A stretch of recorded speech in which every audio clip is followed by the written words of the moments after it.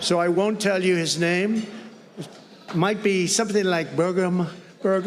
He's from North Dakota. He's going to be announced tomorrow for a very big position. He's going to head the Department of Interior, and he's going to be fantastic. We're going to reduce regulation, waste, fraud, and inefficiency, and these two guys are going to find a lot of it. We're going to clean out the corrupt, broken, and failing bureaucracies. Someone like Burgum? I mean, that's a pretty big hint there. That was President-elect Trump talking last night about his energy plans. Joining me now is Dan Brouillette, former energy secretary. So, Dan, who was that other guy, by the way? He actually pointed, he said the other guy. Do you know who the other guy was? That might be his pick for energy secretary, for all I know. Actually, I don't, David. I do not know. But, boy, that was quite a hint, wasn't it? We really appreciate it. It was indeed. It was indeed. Well, how, you know, the problems with the Energy Department are very similar to the problems with all the other departments in government. They're riddled with fraud, with corruption, with laziness, with doing the wrong thing at the wrong. How do you fix it, particularly in the Energy Department, the corrupt and broken parts of it? Mm-hmm. Well, you start by picking somebody like Doug Burgum to lead them.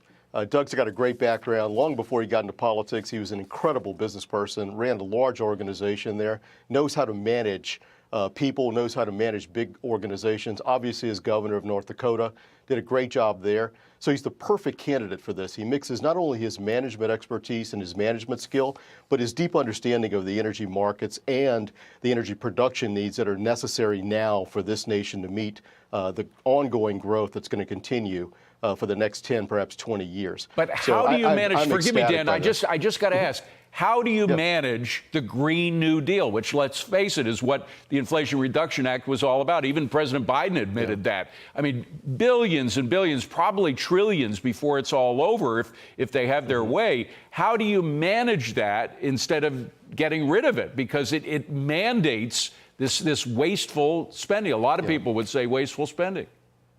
Well, David, look, the first thing you do is attack the things that we've just read about in the papers. I mean, I think there was a $27 billion slush fund that was part of the Inflation Reduction Act that was given away to some non-governmental organizations. Those are easy clawbacks that we can work with Congress on to take that money back. But the next thing you do is start to look at where some of these funds, where are these grants and where are these loans distorting the marketplace and actually retarding investment rather than incentivizing investment. And because of Doug's background and his business acumen, I think he'll identify those things really, really quickly.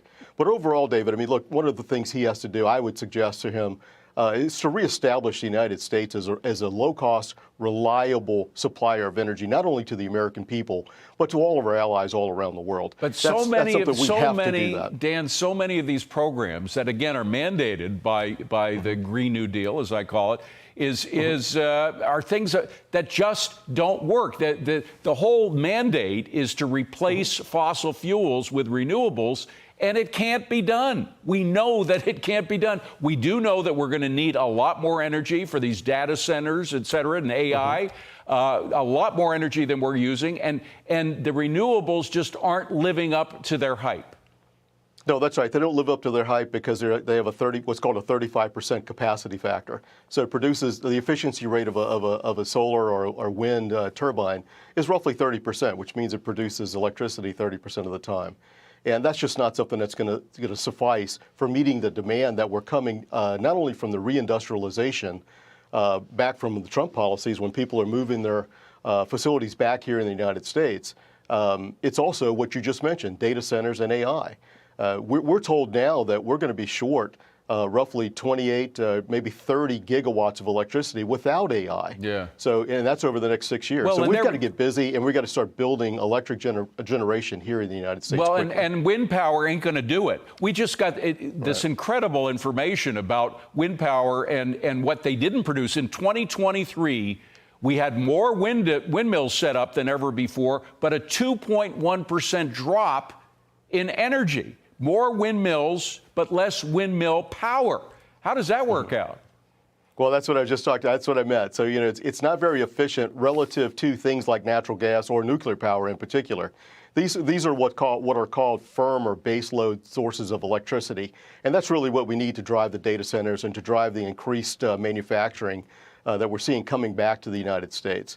So it's going to take some change in policy. Yeah. It's going to change in direction. We're going to have to get really busy building out our generation here in the United States. And we also have to stop some of these billion-dollar subsidies. I mean, it's adding up, according to Cato Institute, to over $1 trillion in about 8 years.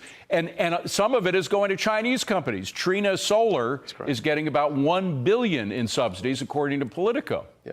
Quickly. Yeah, no, that's true. And that's the fallacy of some of these subsidies, that what we see is rather than lowering prices, they can have an adverse effect and actually raise prices. Much like tuition in the university system, universities may raise the price to capture the federal funds. And we see some of that in the electric Dan world Brouillette, as well. Thank you so much for being here.